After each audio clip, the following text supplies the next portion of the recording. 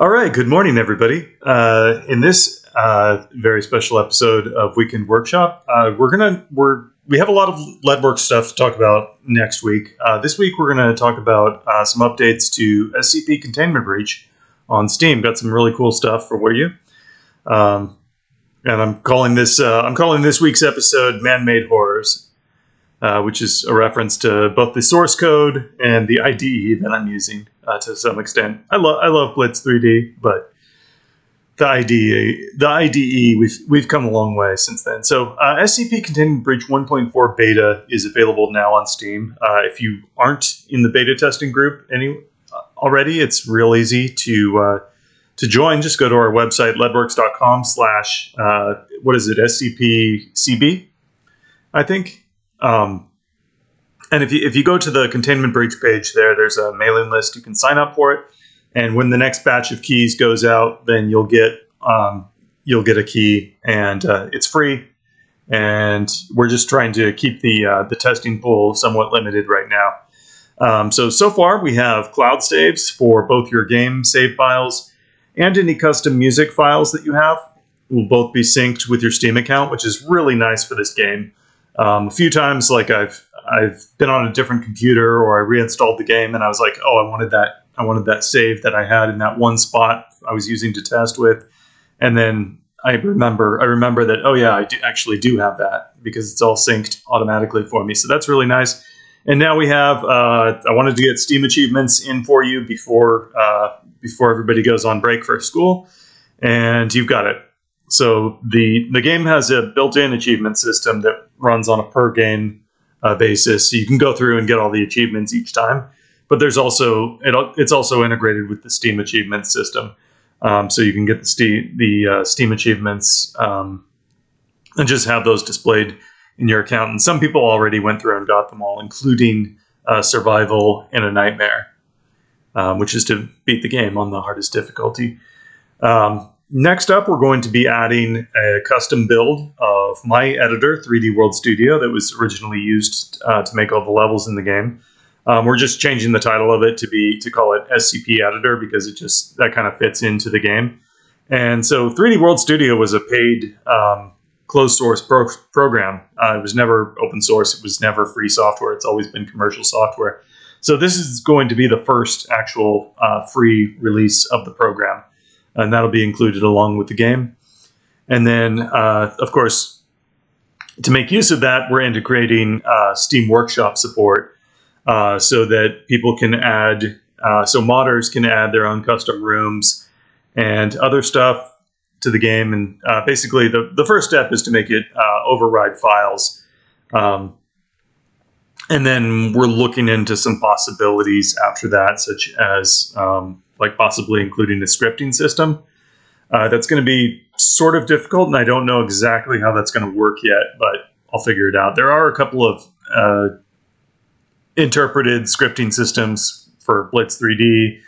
If we can get the function pointers from Blitz functions, possibly, then we can integrate with Lua. I have a lot of experience with Lua, so we do have some options, and I'll just have to look at it when the time is right and figure out what's best for us. But the goal here is the first goal is to get version 1.3.11 onto Steam, along with cloud saves, Steam achievements, the original level editor, and Steam Workshop support. I don't want to start changing the game and trying to make it into something else, or even fixing bugs that are in the original game. I don't want to do that until we've done these things, because the goal is to give you a one-for-one and the original game as it was meant to be played. And then once we've done that, that'll be the final 1.4 version.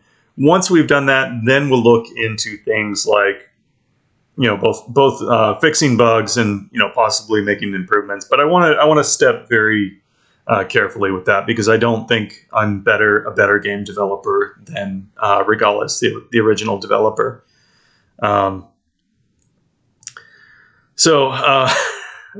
This is Blitz 3D. This is the Blitz 3D IDE. This is how I learned how to program, actually. Spent a lot of time in Blitz 3D. And it's interesting to see. It's a basic program. It's not very object oriented, so it's kind of surprising. A lot of stuff in here is just like the code for the game menu and stuff like that. You've got it's like hard everything. The position of everything being drawn is hard coded, and you kind of have like the GUI logic and the drawing commands all mixed together in the same file. Which is, as somebody who's written my own object-oriented GUI toolkit, that's just such a strange approach. But it's also kind of like, I don't know. I have a lot of respect for the developer for just being able to just get the job done. He didn't worry about trying to he wasn't getting caught up. A lot of programmers get caught up in some paradigm. So they think some programming technique is going to solve all their problems. And it's like, at the end of the day, you just got to do the work. And it's always, no matter what you're making, if it's reasonably complex, it's going to become messy. You're never going to make clean, perfect code. If you show me code that isn't messy, and I'll show you a software product that doesn't have enough features. This is actually my edition up here. One of my editions, but this is it's been interesting, working with Blitz 3D because I have a lot of history with this, and this is how I learned how to code. So it's pretty cool to go back and look at that, and also my own editor is written in another Blitz language. It's Blitz Plus. It's Blitz with Blitz Plus. It's Blitz without the 3D, but with GUI support, which is how I made all the interface here. And then I just made my own custom OpenGL renderer to work with this. So this is my level editor. This is Leadwerks before it had an engine. I was making this. And I just want to show you how things have changed. Basically the same program, it's just way more. This is what we have now. And both editors will give you the option to split, will give you the option for like a four viewports or a single viewport. I just happened to take the screenshot when I had the single viewport activated here. But both will support both modes. But this is where we started. And then this is what our tools look like now. It's pretty interesting to see what things have changed and what things are still basically the same. Still the same basic layout.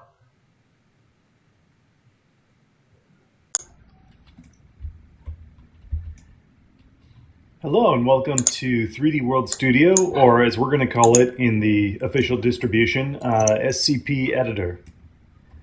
Now, if this looks like Hammer, also known as Worldcraft, if you're a Quake fan, that's because it was inspired heavily by Hammer, or Worldcraft as I knew it when I was using it.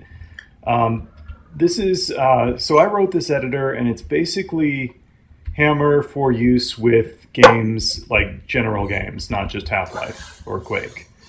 So it's a little bit, it has a lot of configurations.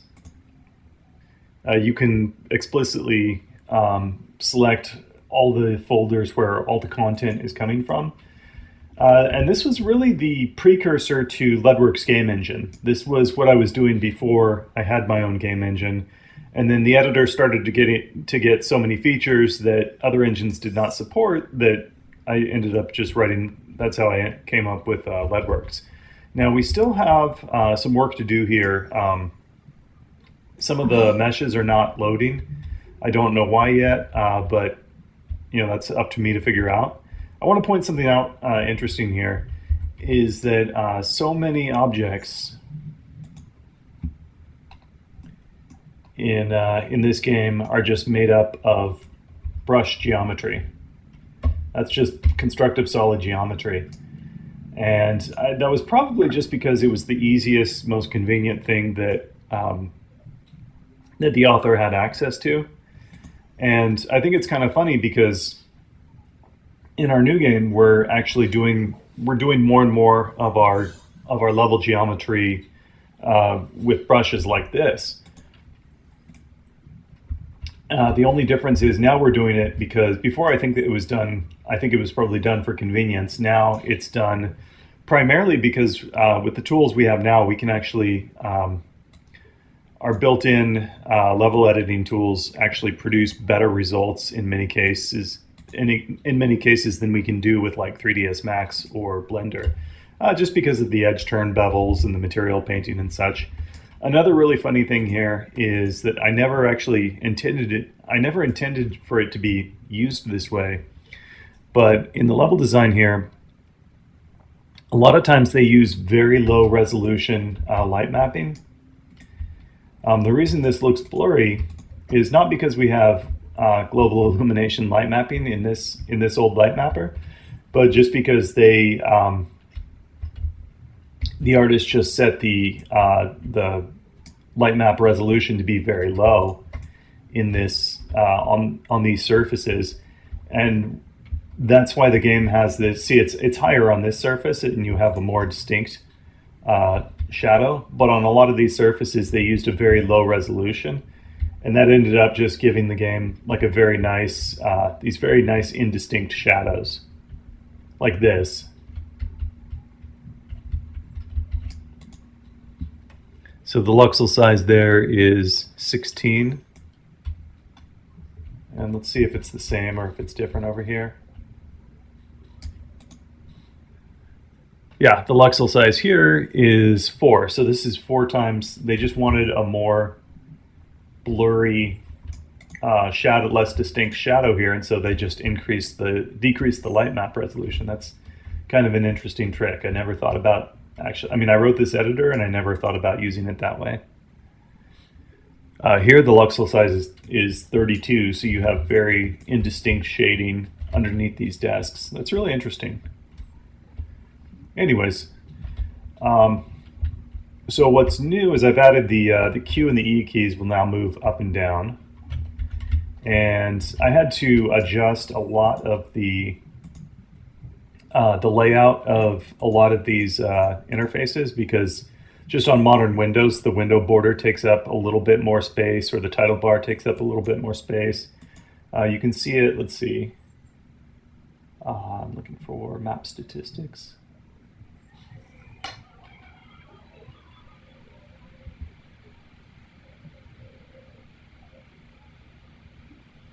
Give me a second, there it is.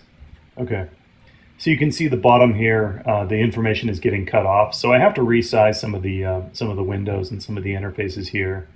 I have to make sure it's not loading any of the game's meshes right now.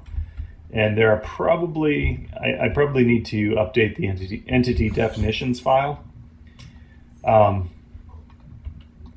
yeah, it looks like it's all going to work.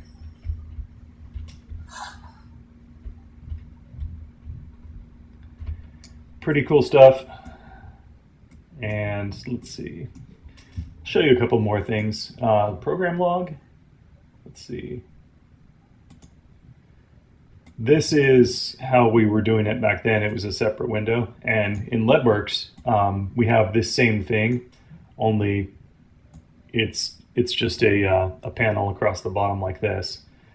It's interesting to see how the program has changed, and to see what parts of it remain the same. This is very different. We just have a dedicated texture browser where you just select the texture you want, very much like Hammer. Of course, we've changed, this has changed dramatically in Leadwerks, but it's still cool to see. That's a nice feature, replace texture. I actually need to add this in our new editor. Anyways, this is the game's official level editor, and this is going to be included in SCP Containment Breach on Steam, along with Steam Workshop integration. So you'll be able to create new rooms and add them to your game. And if you're just playing the game, you'll be able to download new content that other creators have made for you to play. So that's a way that I think we can keep the game fresh and keep a lot of new content constantly coming for the new game. But at the same time, we don't want to ruin the original vision of the game. Let's take a look at this. I just want to show you the layout of the whole area. So here's where you start. And then you go down this room, go through these tunnels. There's the room with the driving area there. This is the catwalk room, on to 173's chamber, the containment cell. So you actually start off like almost, you take a pretty meandering route from here all the way around in a circle, back to 173's cell, and you actually end up right below where you started. Yep, here's the catwalk room, and here's your cell.